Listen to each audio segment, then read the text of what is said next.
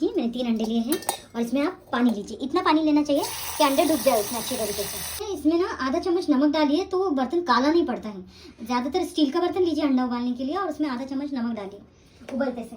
देखिए मैंने अब इसको गैस चूल्हा चालू कर दिया और उसको उबलने के लिए रख दी हूँ। 10 मिनट उबलने दें, 10 मिनट के बाद बंद कर दें। ज़्यादा कोई उबलना नहीं है, अंडे कड़क हो जाते हैं अंदर से अगर ज़्यादा टाइम हो गया तो। ये देखिए मैंने गैस बंद कर दिया है, ये अंडे उबल गए, 10 मिनट हो गए हैं। देखिए मैंने अंडे को ठंडे पानी में डुबो के रखा है अभी और ये छिलका उतार रही हूँ। अंडों को बराबर बीच में से आधा काट लें, देखिए ऐसे। और इस पर ब्लैक पेपर डालना है, आपको थोड़ा सा छिड़कना है। और खांसी के लिए ऐसे ही खा सकते हैं, सुबह में नाश्ता भी कर सकते हैं इसका, ऐसे उबले हुए अंडे का।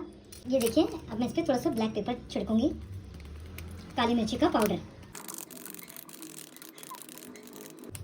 ब्लैक पेपर छिड़कने के बाद एक चुटकी नमक डाल दें, बस एक चुटकी नमक सफिशिएंट है।